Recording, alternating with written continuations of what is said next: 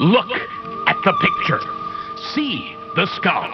Visible Frankenstein controls. The Brain Thoughts broadcasting radio. The Frankenstein earphone radio. The latest new skull reforming to contain all Frankenstein controls.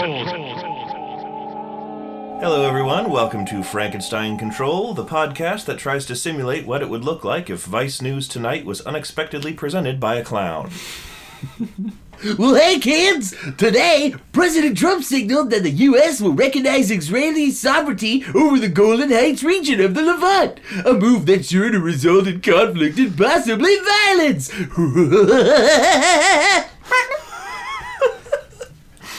Yes, more updates on the climate change crisis and how it's affecting ingredient shortage in the seltzer and whipped cream pie industries later this hour.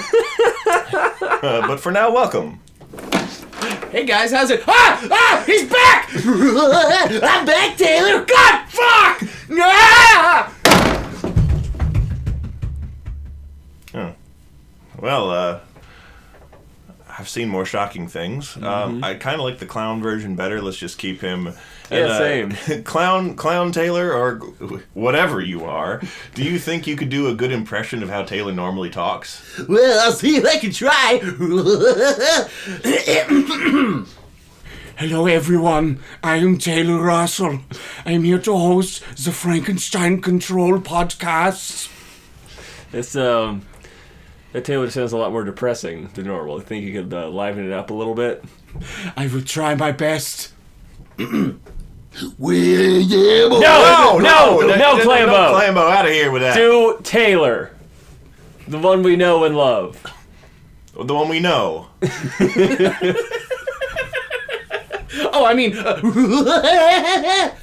Well, guys, if you like having me around so much, I got some bad news for you.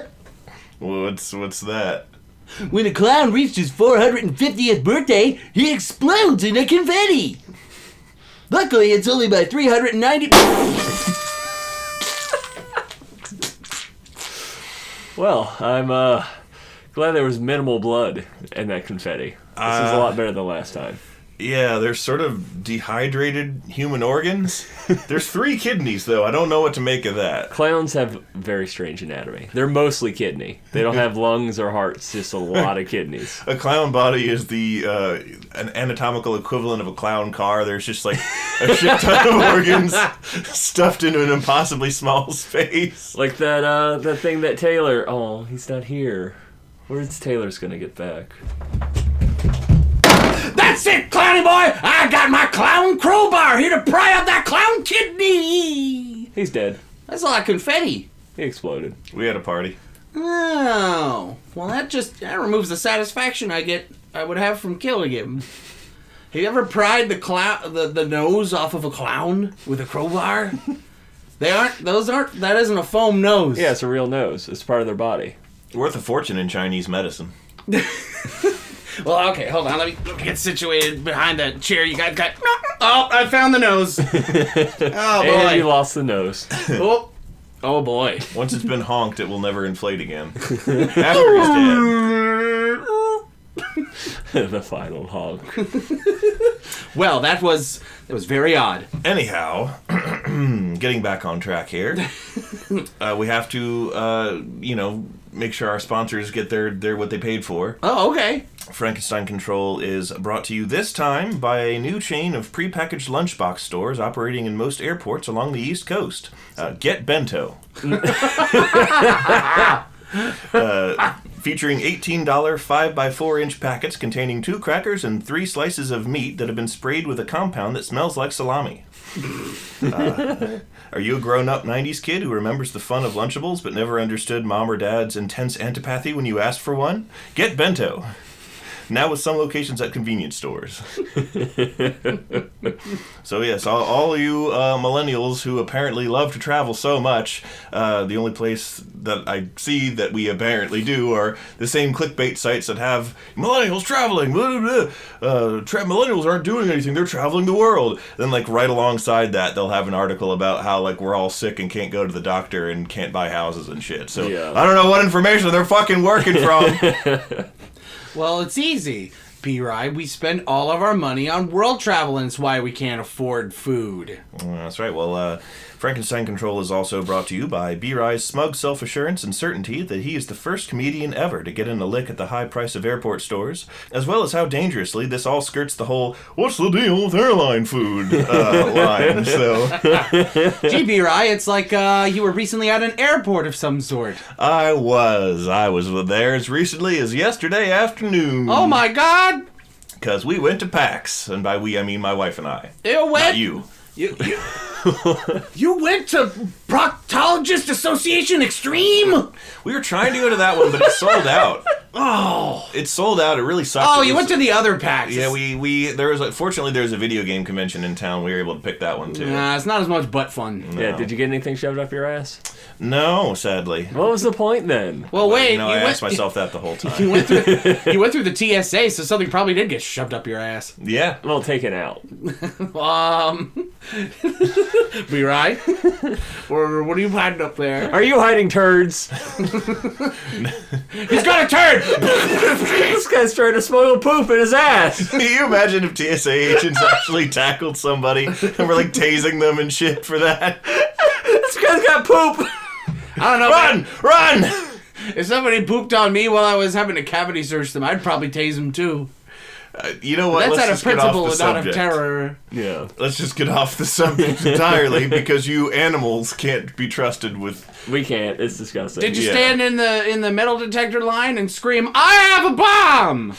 There was a Something Awful article recently that fucking killed me. I'm sorry to hear that, man. It was making fun of that woman who named her daughter ABCDE, and it's pronounced Absidy or something. And like TSA agents or whoever at the airport was reviewing their tickets were like laughing at her, not too subtly. And she's like, "Excuse me, I have the right to name my daughter whatever I want." And went on a somewhat well publicized rant. This is all like about 6 months ago. Yeah. It's something. I mean, awful. you have the right, but we also have the right to giggle at it. So. Yeah.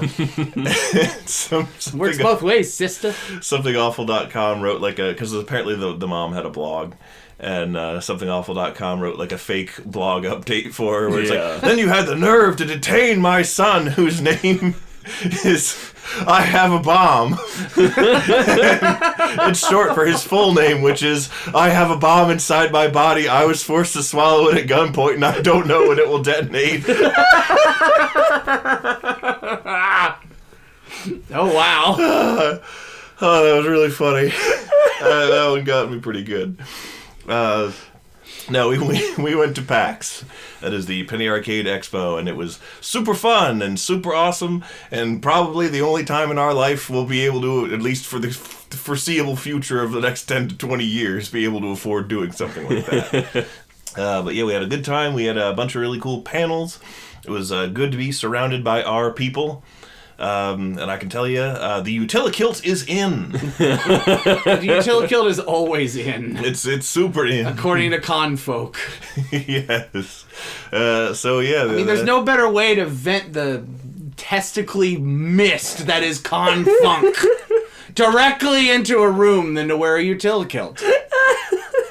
There was How bad was the con funk? Scale of 1 to 10. It was not bad. Wow. There was only one dude, one out of the thousands, who smelled real bad, and he was behind me. Did you smell everyone? No, I didn't smell everybody, but the ones who are problematically stanky are the ones you don't have to intentionally smell. Yeah. You smell it, you look around within about 10 feet of yourself, and that's the guy. Yes, and there was only one time that happened when we were on the expo floor, and he was near me when we were looking at the Oh, God. classic games. They seriously had real copies of like Nightfire, and they had Oh, wow.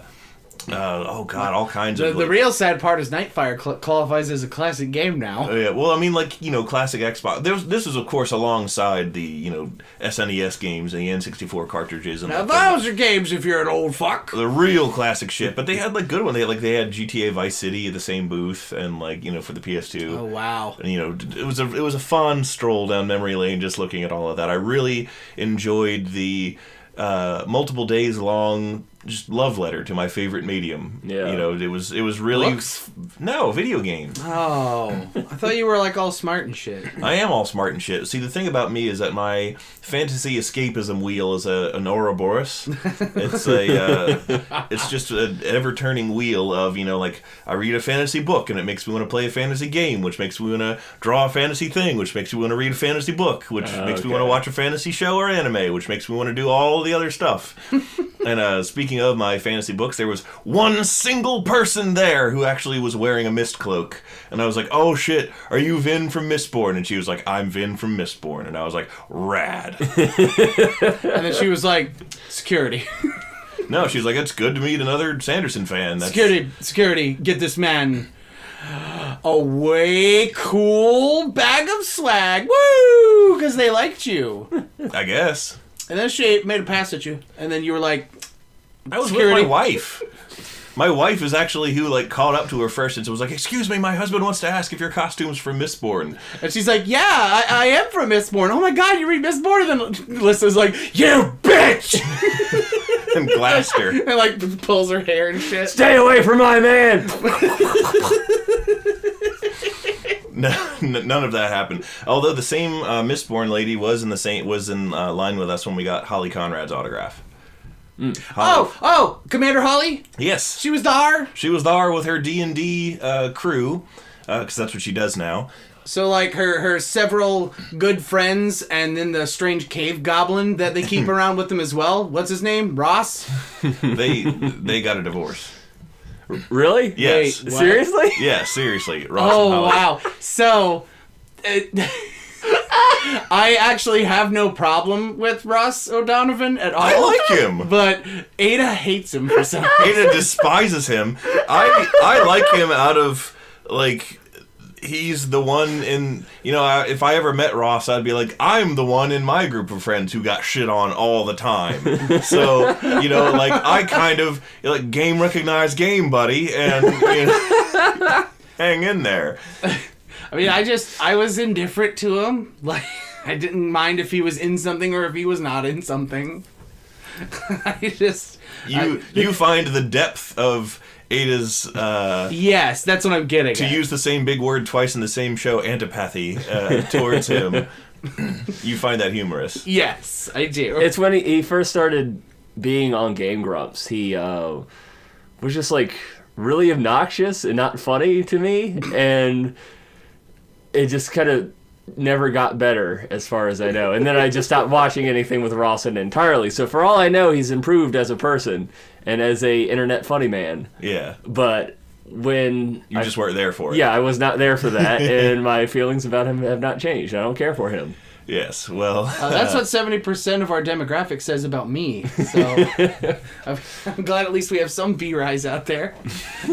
Well, when we went to Holly's panel, or no, it wasn't a panel, it was an autograph session with her D&D folk, and that's, like, the project she's working on now. Mm-hmm. And Lissa's just, like, independently of anything else she's working on, Lissa's a huge fan of Commander Holly's, like, channel and all her uploads, and just her as a person on Twitter.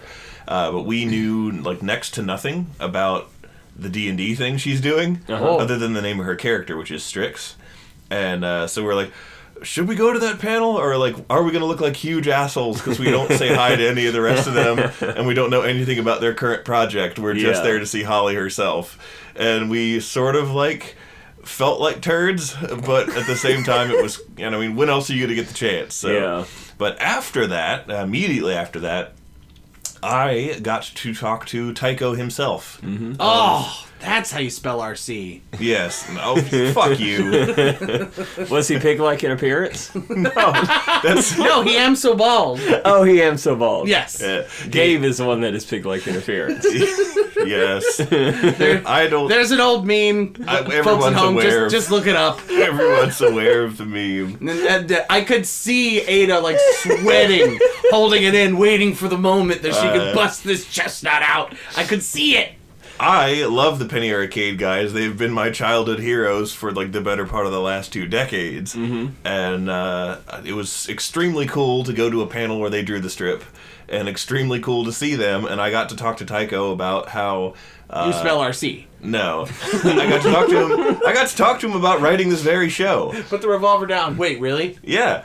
I wasn't a huge shill, and I didn't be like, I write for this comedy podcast, Frankenstein Control, and pull it up on my phone and like show it. You know, like I didn't do that at all. I didn't mention the name of it at all. That like physically hurts to think about. Yeah, I know, which is why I didn't do that. Oh man.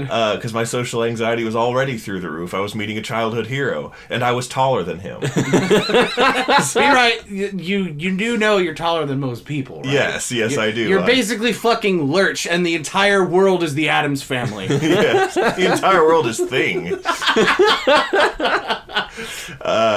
No, but he was fantastic, and I got to thank him for his work. And what I got to tell him, which is what I really wanted to tell him, which is that when I was a kid, I drew all the time. I love Penny Arcade. My original art style was sort of heavily influenced by Mike from Penny Arcade's style. Mm-hmm.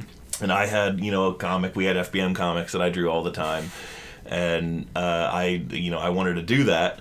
And as I grew up, the more I explored my own talents, I'm always like, I'm going to turn out like Gabe from Penny Arcade. And the more I realized, I'm not Gabe, I'm Jerry. I'm Tycho, the guy who writes everything and is ultra witty and funny and cool.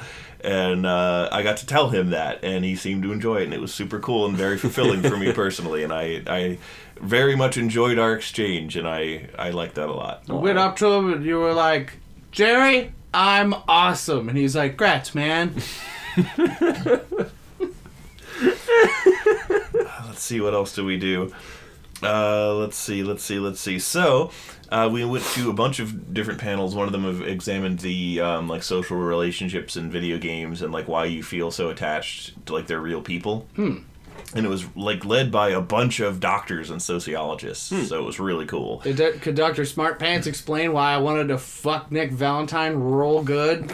Probably. Because I hope so, because I want an answer to that. That's between you and God. And you should pray on that, Taylor. Gad. We got some words. But one of the doctors who was leading it, I don't remember her name, which is shitty of me, but I'm also, I have like a dying aluminum brain. Her name was Dr. Acula. Yes, we'll go with that. She was really cool, and she talked about like her first significant social relationship in a game that felt real to her was her crush on Alistair from Dragon Age. Ah, yeah, her and every girl on the fucking planet. Yeah, and everybody loves their squishy boy Alistair. What I got to do is like I stood up for questions on that panel, and I did not be another total shill and be like, I studied sociology at Virginia Commonwealth University. I'm not a doctor by far. I was an undergrad. Never made it that far in the slightest, but no, but what I did say was that like my first experience with Dragon Age was when I was watching you, Taylor, play it. Uh-huh. And by that point, you were already like super late game, and you'd already made the choice that results in Loghain being in your party. Oh, yeah. And so I got to see Loghain heavily humanized. And I got to see his dialogue options and choice and, dynamic in the group through all of the subsequent cinematics and scenes that you went through. And like I didn't even know Alistair was a thing. And I liked the game enough to get it myself. And I played it, and then the first couple of minutes, I'm like, wait, Loghain's bad? I didn't know he was... I thought he was my grizzled friend, not Captain Crapsmith! Yeah. Yes. And then said B-Rye in a huff. Yes. And so then, like, when the time comes to make the choice where you gotta, like, choose to execute Loghain or lose, Alistair, who of course I'd come to love by that point. I'm like, in order to keep my buddy around, I gotta kill somebody who's been heavily humanized. And the game obviously tries to make it a real easy choice for you by making him out to be a giant sack of shit. But I'd seen him after that point when Taylor redeemed him. And I was like, oh crap, this is actually hard. We went to a panel that was on 18 years of Animal Crossing that you would have loved. And we wish we could have teleported you there for that. Because, And I'm just asleep. Yeah. I wake up screaming, "Where am I?" Everyone's talking to me, but they all have like Animal Crossing voices and dialogue boxes. Yeah, it's just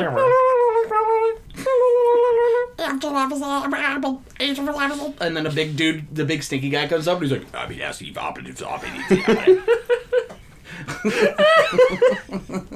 that's what your Animal Crossing voice is. no, my Animal Crossing voice is... if somebody, That's your Banjo-Kazooie voice. Oh, yeah, that's right. if somebody in Animal Crossing's real voice was that, What was... I can't even do it. The series of fart noises. Yes. Oh, Oh. what if his name was just Fart, but it was spelled P-H-A-R-T?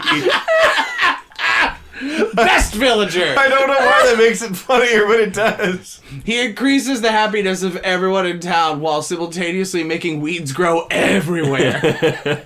He has everything is sepia toned when he visits. Like you enter dialogue with him and the entire screen goes black and white. No sepia tone to convey the sting. Oh God!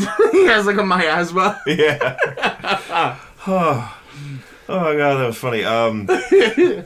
What else did we do? Oh, we went to a panel on 76 and what went wrong. Oh wait, was this? I guess this wasn't hosted by Bethesda. Then. No, it was not. It was independent gaming journalists. Was Jim Sterling there hooked No. up to an IV of pure socialist dogma? By the way, I love Jim Sterling. I just wanted to say that. Oh, the Penny Arcade guys mentioned hanging out with him. And that was cool. Ow! Now I'm jealous. Now I'm jealous of those two. Yes.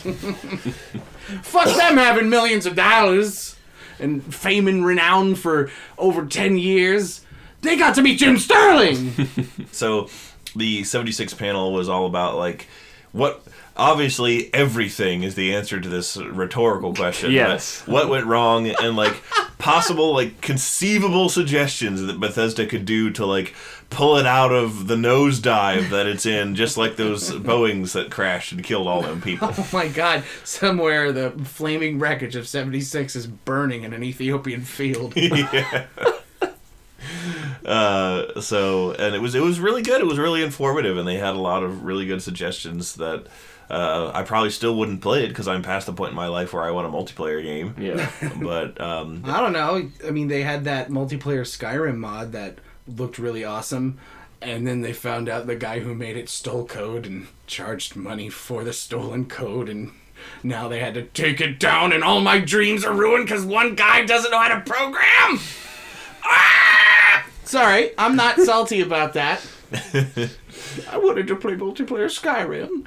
I do not, because the same thing would happen that Steven promised would happen in back when like Fable 2 came out, and you're like, you can invade your friend's town, and Steven's like, I'm gonna go on a rampage and wreck all your nice shit. And I'm like, I know you will. I appreciate you being so uncharacteristically forefront about it. You know. Well, I wouldn't play it with a unique individual like Steven. I'd play it with people who'd actually want to do fun stuff. Be like, dude, you want to go to Bleak Falls Barrow? Yeah, man. Oh, by the way, Foos from there! And scream him off a cliff. Yeah. And be like, got he! But somebody we were stuck in line with had a very comforting theory about 76. Mm-hmm. He was just like, it's not. He's like, I don't think it's so much as like the direction they want to go in, and like all their games are going to be like this, and all our favorite franchises are going to be hosed to shit. I think it's more like they already had the assets and were considering doing multiplayer in the future on projects and wanted to test out if it would even work. Well, they did that once before. It was called Elder Scrolls Online, and it doesn't fucking suck. Lots of people play it. Not me. That's fine. I mean, I've considered. But a lot of playing it people several play that game, and it sucked at first, and then they were like, oh shit, this fucking sucks. And then they fixed it. Well, that and everyone's very- like, oh, it's actually pretty good now. That very example is, you know, what people were hoping for 76. I mean, look, man, I wish them the best, but I don't know. I think all the shit they've received is not undeserved. No, it's not at all undeserved. They've been making incomplete games for decades, and we've only given them a pass because modding exists. Well, because modding, like, they made their games very easy to fix by the community, and now they finally have to come to task with the fact that, oopsies, if we don't have anyone to fix our games, they're actually kind of shit. And of course, the bugginess of their games isn't all entirely to blame. There's just a lot wrong with 76. I can go on forever. We're having a good time. We're talking about PAX. Let's not talk about the limitations of the death of my favorite video game series. Woo! Well, on the upside of that, Boston looked exactly like Fallout 4. Oh man, there were super mutants everywhere going, "Stop mining!" Well, yeah. I mean, those are in every major city now. That's true. You sit on... I'm always stuck next to that guy on the bus. You got a big old fire hydrant club, and you can't, maneuver around it when you're trying to get off at your stop. I forgot about the fire hydrant club. But, like, how the pedestrian walkways that go over the road, like, they have those... in Boston. Oh, yeah. And they're all green like that, too. Really? Like, all the bridges and, like, the overpass supports are all green, like they are in the game. Did you go to the Mass Fusion building? No, because it doesn't exist. Ah! The Skyline looked like a more realistic version of that. And there were lots of, like, little tunnels, like what all the ghouls hide in.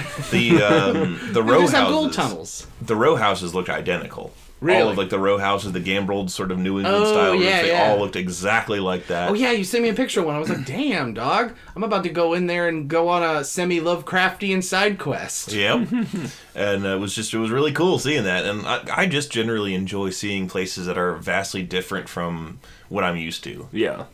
How are the Deathclaws? Manageable. Okay. They're worse in Olney, Maryland, which I have to pass on my way to my folks' place. Good old Olney. They got a lot of Deathclaws there. Oh, I saw somebody, speaking of places you don't go, I saw somebody with a cool t-shirt that said, Ravenholm, we don't go there anymore. Oh, wow. And it had like a buzz talking about dead favorite series. That's the deadest, most favoritist of them all.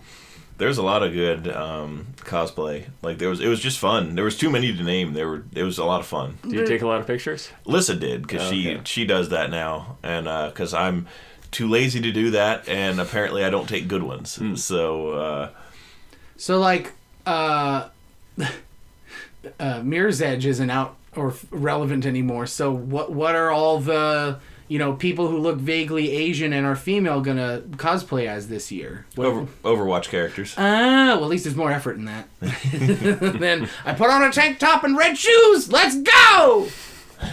That character is. And you know what? I'm not being sexist because the year before that, everybody was fucking L from Death Note, including me. And they didn't even have to look Asian. They just had to put on a real shit wig. I am the only L. I was L one year. It was literally my first Otakon. I'm only being mean because I love you, B-Rai. It was literally my first Otakon, and I had nothing.